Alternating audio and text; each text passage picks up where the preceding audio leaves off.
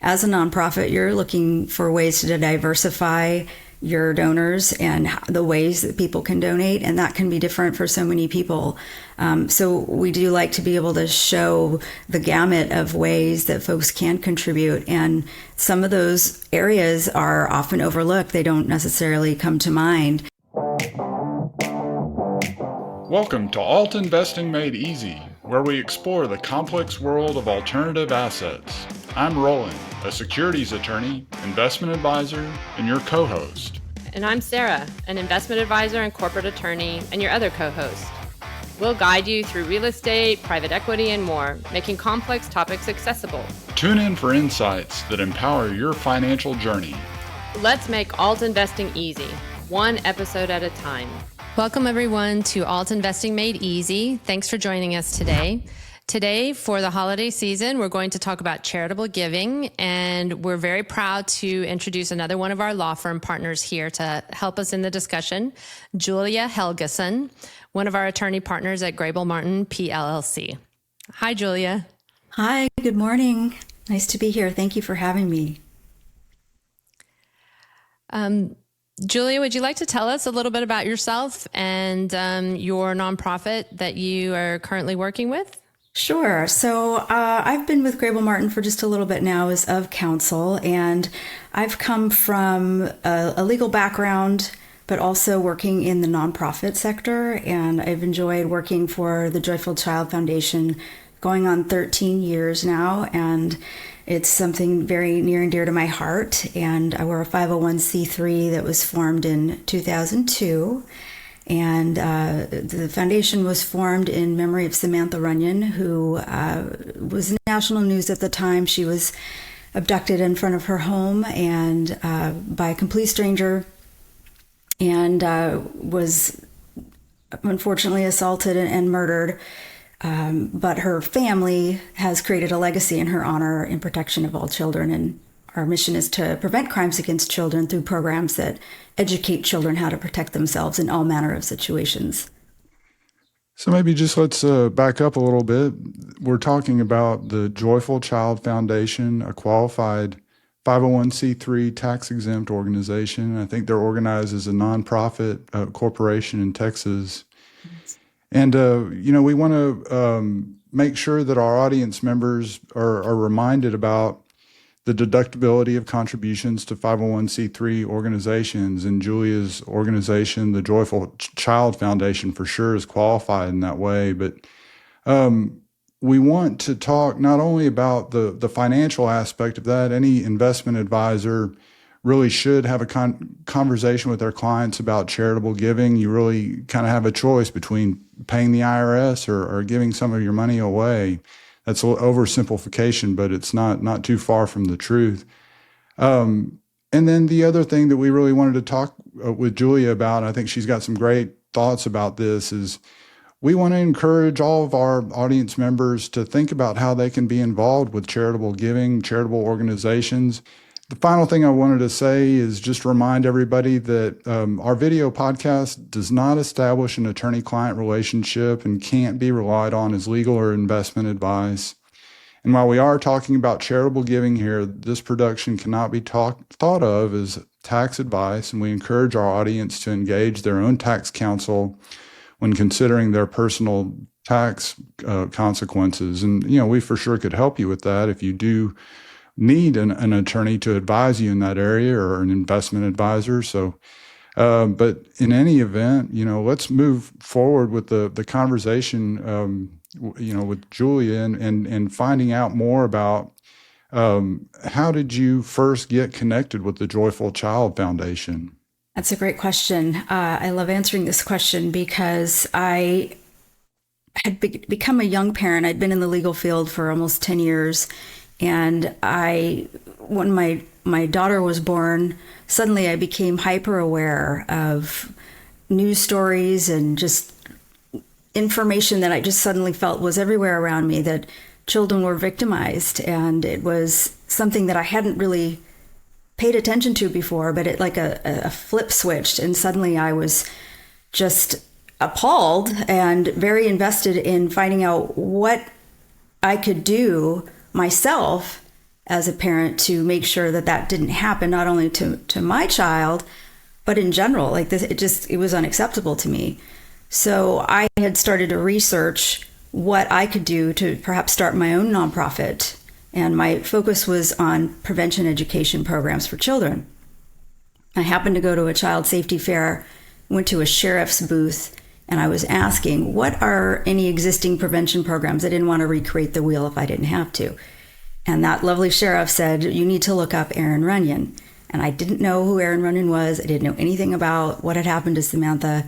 And I went online, found the foundation, and I thought, this is exactly what I'm looking for. So I reached out and went to a training, and that was pretty much it. I was in from the start.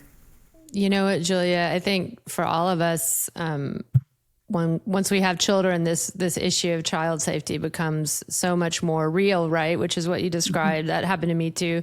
I think always Roland has 4 children. But I really admire that you took action, because you know, your first concern is always your own child. And then always, I would say most people probably have a general concern for the well-being of children as a whole. But I really respect that you went out and did something about that. And thank you for doing that, because it's not everybody is in a position to do that. And the fact that you did that, I really admire you for that. Well, it's kind of you. I didn't feel I had a choice. I was compelled. But thank you. Well, that's how people find their calling, right? Yes, absolutely. Absolutely. So, yeah. Well, Julie, could you tell us about some of the specific programs, the offerings of the Joyful Child Foundation? Yes, absolutely. So our kind of cornerstone programs, we call them the BRAVE programs. And our goal is to educate children from a child's perspective. So we do that for children as early as age 3.5. Verbal children at 3.5 years old can already start to learn the fact that they have control over their own will in terms of how they feel if they're uncomfortable with somebody or something. And so we start those conversations early. And a critical component of our programs is we are not interested in any way scaring children. There's enough scary things in the world as it is, and we want to protect the joy of children. So we make our BRAVE programs very fun, and we have video lessons for pre-K learners. We have a full curriculum for schools for K-12. We have workshops that are run by facilitated organizations outside of the school or after school. We also have our new item, if you don't mind if I flash it real quick. We have what we call our BRAVE comic book, which is something we've just announced. And this is a tool that has the planting the seeds of empowerment for children, because that's what it all comes down to, is knowing as a child that you have a voice and you can find a safe adult to talk to if something's making you uncomfortable or something's inappropriate, and you get to tell somebody and they get to stop it. Yeah, child empowerment. I really love that idea, and helping kids to pay attention to how they're feeling and legitimizing, it encourages self-reliance. That's what I hear. Yes, absolutely. So we want to encourage all of our entrepreneur clients and just note that you can always use your entrepreneurial skills for nonprofit and nonprofit work in tax-exempt entities. And this is another way, right, Julia, that you can get in touch and make a contribution, is even if, a contribution of skills and talents, as Roland mentioned earlier, Yes. is another way to be involved, whether it's with the Joyful Child Institute Yes. or generally. Do you have any advice in regards to that? Yes, I love this too. That time, talent, and treasure, that's a vernacular we use at the Joyful Child Foundation in terms of our board and our advisory board. We're made up of a very diverse group of people. And honestly, that's what you need. Nonprofits need help at various levels. There's various sizes, and some of them have large infrastructures, some of them don't. But either way, your board and your advisory board brings that treasury with them, and their skills are critical to helping guide your ship and honestly rolling up their sleeves and getting involved. And when you really care about a mission, you really can put in. You may not even realize what you have to bring, but if you show up and you're ready and you care, it will unfold, and it will be very rewarding for both you and the organization that you're connected with. you have to be prepared for anything that walks through the door, really. And so you really get involved with all aspects of the organization, I bet. Yeah, so I've been working as the director of programs and operations. And I started out just, like I said, I showed up for a training and then I offered to copyright some materials. And next thing I knew, I was coordinating programs and, events. And I've been able to wear all the hats and I enjoy that. It makes a very interesting way to have a career, and everything from grant writing to event production to, writing policies and procedures and reviewing contracts. You really get to do so many different things. And I love that piece. So I think maybe let's continue talking about the Joyful Child Foundation, but it would be nice to have a chat just about what you as an attorney also do, because that part is still there, right, Julia? It is. And has a very deep and broad amount of experience from being an attorney, both in the for-profit environment and then all of your work in the nonprofit environment. But first of all, could we maybe talk about what is a 501c3 and charitable giving? We know that the Joyful Child Foundation is organized as a nonprofit corporation, but then you took the further step of qualifying as a 501c3, which is a process that takes some dedication. And what is involved with that process? So that was all done back in 2002. Joyful Child has been around for 22 years, so way before I came onto the scene. And that process was followed very, very soon after Samantha's abduction. And, we've enjoyed that longevity, but it's crucial if you are considering being a 501c3, and there are different ways you can go about it if you want to form your own or if you want to be part of an umbrella of a fiscal sponsorship. There's different reasons why you might do one or the other. But if you are going to form a 501c3, there are very specific things you have to do. You have to exist. And in order to exist, you have to be recognized. And to be recognized, you have to form by filing articles of incorporation. You have to draft bylaws. You have to pick your board. And you have to pay, of course, some fees to go along with that. But that is very important, but the second very important step is qualifying for that tax-exempt status, because it's a two-way street on that part. Because if you are not tax-exempt, then you are paying taxes, of course, on income you receive. If you're 501c3, you're exempt from federal income tax on income related to your purpose. And then secondly, you want folks to donate to your cause. And folks want to donate, but they also enjoy the benefit of a tax write-off. And those deductions are critical, and you cannot have those without applying for that second step with the IRS. Yeah, and we've just gone through this process with another client, and so this is all very present in my mind. One thing I would note is for your board, for IRS purposes, you need to be unrelated. So you have to have 3 unrelated people. It couldn't be a husband and wife, or if you have a husband and wife on it, that's okay, but you can't have control reside with the related persons. That's another thing that I learned. So, well, we are attorneys, and we're going to take the next little bit of the podcast to talk some about charitable giving, some legal aspects of that, just as an education piece. And I was going to start out, I was going to note this is a rule most people probably have heard of, is that as individuals, you're limited to your charitable giving, the deductions that you get, to 60% of your AGI. So if my AGI is $100,000, I can't give away more than $60,000, or I can, but I can't take a deduction more than that. It'll carry forward, but then there's also a 30% limitation on non-cash asset donations. This is going to come up important. This is going to be an important point later for something else we'll talk about. But one thing I note here is that this AGI limitation is not applicable to organizations. So if you have your own law firm, like we all do, we contract through our personal law firms with Grable Martin, or if you own your own business, make the charitable contribution at the business level, and the 60% limitation won't apply. Right. Well, we wanted to talk about with how, with more people taking the standard deduction, it may be less likely for people to be taking advantage of the deductibility of charitable contributions.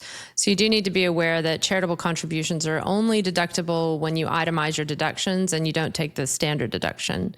I would imagine for business owners that it might be also, that's another reason to run something through your business. If at your personal level, then you're taking the standard deductions. If you're running your charitable contributions through your business, then depending on what advice you get from your tax advisor, that might be something that works out okay. But actually, out of curiosity, in the process, it sounds like part of your job probably was counseling potential donors, or maybe not officially counseling them, but also discussing these things, because a lot of people probably come with an open heart and then need some guidance on the practical realities of how to navigate all of this.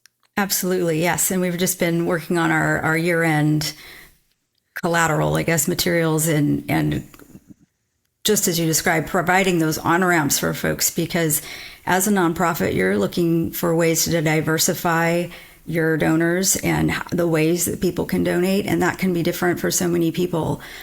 So we do like to be able to show the gamut of ways that folks can contribute, and some of those areas are often overlooked. They don't necessarily come to mind, but planned giving does include a lot of overlooked options, including this one is something we've been focusing on more lately, is the donation of in-kind appreciated securities. And those are marketable securities like stocks, bonds, or mutual funds. And if you've owned those for at least a year and they've increased in value, you can donate those directly to the nonprofit or charity that you want to donate to, because if you went and sold those on your own and they've appreciated in value, you would pay capital gains on that increased value. And then your tax deduction would be reduced by that amount, as well as the amount that the charity would receive.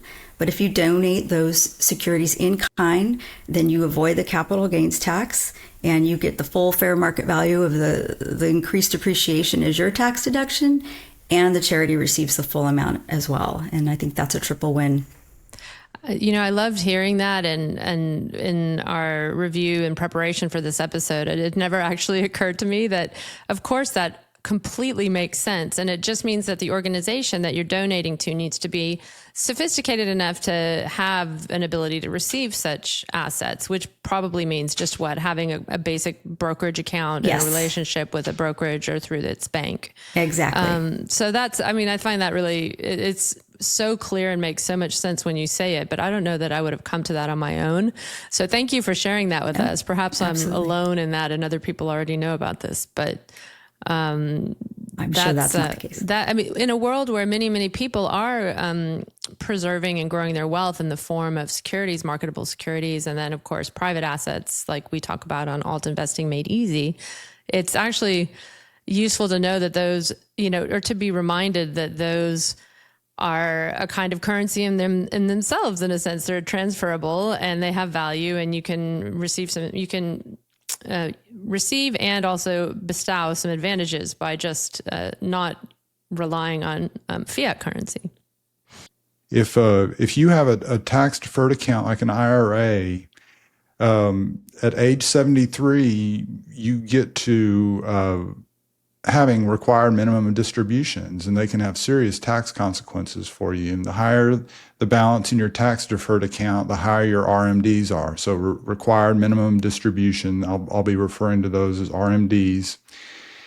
So if charitable giving is part of your financial plan, then a qualified charitable distribution, or QCD, can further your philanthropic goals and help reduce the tax hit from your RMDs.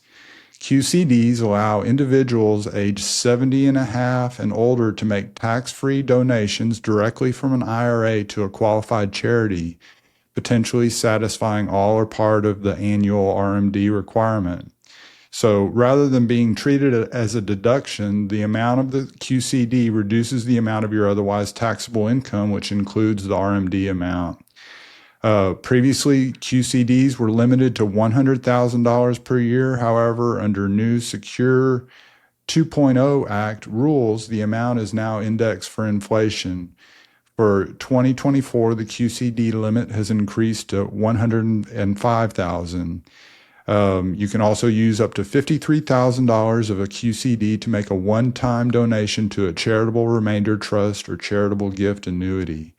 So that's highly technical rules and maybe doesn't apply to all our audience members, but for sure anybody that has a tax-deferred account that can come up when you get up over age 70. That was a great conversation we just had about some details regarding charitable giving and some tax benefits or tax structuring matters. So just to summarize the key takeaways of those, first of all, be mindful that there's a 60% limitation on your adjusted gross income. So if you do have more than that amount to give, you might want to look into whether you have a company that could give to a charity of your choice instead. So that's a matter to raise with your tax advisor. The second point that was really interesting to me is that in-kind donations of things like marketable securities are welcomed by certain charitable organizations and is a very efficient way for both parties to both the donor and the recipient to transfer value, transfer money into a charitable organization. So that's another point to perhaps discuss with a tax advisor or when you're making these considerations for yourself. And then the last part is about if you're of an age where you're required to receive distributions from your retirement savings. There are ways to do deferred or direct transfers that can help you have a tax benefit, but also perhaps put funds into charitable organizations that you support. So those 3 points are key takeaways that we recommend you discuss further with your investment advisor, your tax advisor. Yeah, for sure. Well, thanks, Sarah. And we've got time. Yeah. So, Julia, I know you represented school districts, right? That's right. So I ended up working for public school districts, representing them in business, property, construction, and finance matters. And that ran the gamut from school fees to, building schools and funding schools and running general obligation bond elections. And it was good work. I liked the work. But I also felt like we talked about earlier that there was some other pull on what I needed to be doing. And that's kind of veered right a little bit. And I really have enjoyed working in the nonprofit area that I've been in, and the people that I've worked with and met are icing on the cake. There's wonderful people that are in the child protection space. But as far as attorney work goes, I enjoy building those relationships with clients. And there are a lot of processes that people either want to go through or have to go through, and they're overwhelming. And I like demystifying that process for folks and shepherding them through it. And I kind of think of the analogy as helping folks move the ball down the field, because you just take one step at a time. And if you put one foot in front of the other and you know what you're supposed to do, the next right thing, then you get moving and you get where you need to be. So that's where I like to spend my focus as an attorney. Also, contract review matters, of course, is a big part of that. But also I do really love helping people connect with charitable causes. And if someone hasn't done that before and they don't know where they might want to start, just start small and start somewhere. There's so many great organizations out there, and it's either something you love or something that may have happened to you in your life that gives you a particular interest or focus. And if you just, again, like the legal work, one step at a time, put yourself out there and see what the next step is and follow the path. I also really like explaining to folks how charitable giving and volunteering benefits them, not just financially, but as human beings. It's funny that you say that, Julia, just while we're discussing these things. And I know Roland does a lot of volunteer work too, but I started doing a mentoring program that's organized here in Texas and Tennessee called Academy 4. And it's also it's focused on kids, and it's about mentoring if you apparently, I guess research shows that if you can connect with a child and mentor them when they're in the 4th grade, they've got the executive function that, means they can take on board leadership training concepts like that, but also just the time and attention of spending time with a kid and letting them know that, they matter to you as a mentor is something that apparently is shown to be hugely beneficial for kids who have a lot of challenges to overcome when they're little. So I've really enjoyed that program. We talked about it, and it's all over Texas. I think it was initiated by Colin Allred's mother. Mother or wife, perhaps. But and it's just the same as you say, there's always a way to do something. This program is only a couple of hours a month and it's very highly structured. So if you are very busy, you can still give of your time in some way or another. And there are ways to do that. And it's, I think, probably widely recognized amongst charities and charitable causes that people are busy. And so the value of that time, it needs to be also respected and used really efficiently. So it's a whole industry that's really important to know about, I think, for anyone as you proceed in your professional life. And certainly in your wealth building journey, like we talk about here, right, Roland?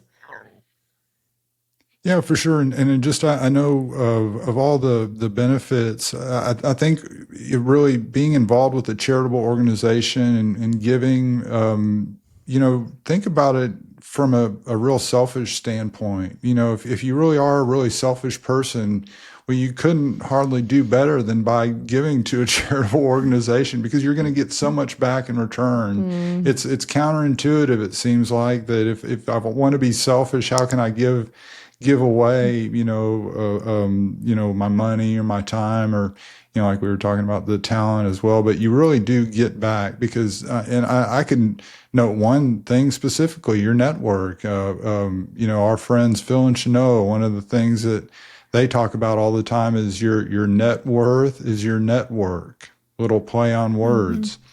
But the ability to expand your network, and particularly if you're a small business owner, you have to know how important that is. And so many of our clients, I think, could really be served by somebody like Julia with her background, not only in the charitable organizations area, but also with we've talked about real estate finance. Would you be interested in getting into that again, Julia? Absolutely. I think that fits in line with my experience and background. And I know folks need a lot of help in that area as well. So, it's the overlap here and the different needs of charitable organizations, and they need good business help. People that have good business sense and attorneys that are knowledgeable from just a plain business standpoint, because they need to make good decisions. But, that reminds me, there's a quote that I love from a financial perspective. No one ever went broke by being generous. And I love that because it's encouraging folks to not be afraid to give of their wealth. And as you're saying, it builds wealth, both the bottom line, but again, you don't know what will come back to you as a result of it. Yeah. No, I think we were just having a quick conversation offline about the idea of charitable giving and different cultures and different societies have different views about it. Although I think uniformly, religious institutions of all kinds, support charitable giving because they need it. There's a temple in India called Tirupati, which is it's one of a very holy site for Hindus, and only Hindus are allowed to go there. But it also happens to be one of the wealthiest religious institutions in the world. And why? For the very reason that we have here. People give their assets in kind and in actual cash and gold.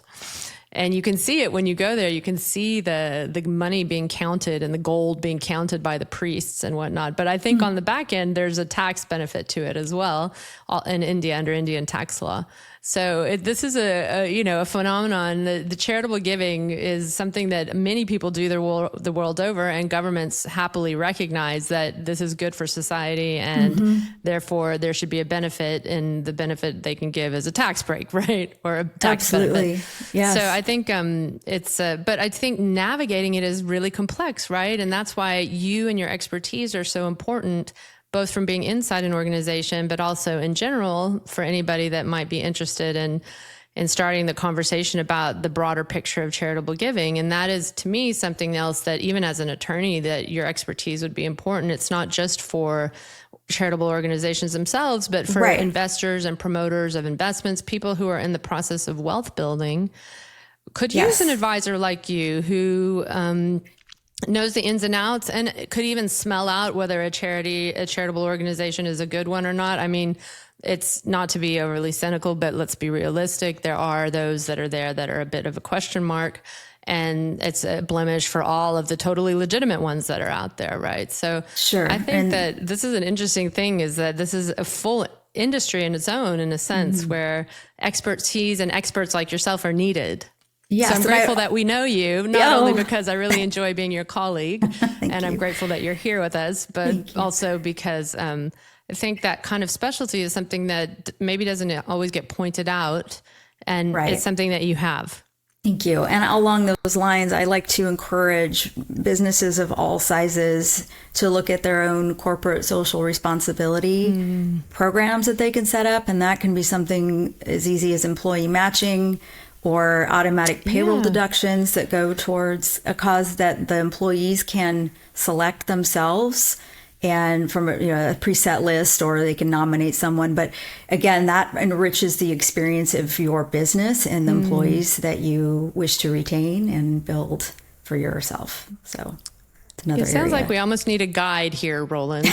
Little guide. Well, yeah, Maybe for we could sure. put one together. No, Julie, I mean, this is a practice area that it would be a great specialty for us to work on developing, representing 501c3 specifically. And there are so many issues that surround that. So we for sure would support you, and we're really, we're really marketing this podcast to high net worth investors. We're trying to educate them about investing in alternative assets, but those are exactly the kinds of people that we would want to target, is encouraging them to form their own 501c3s, which you could help them with, and we'll help you help them.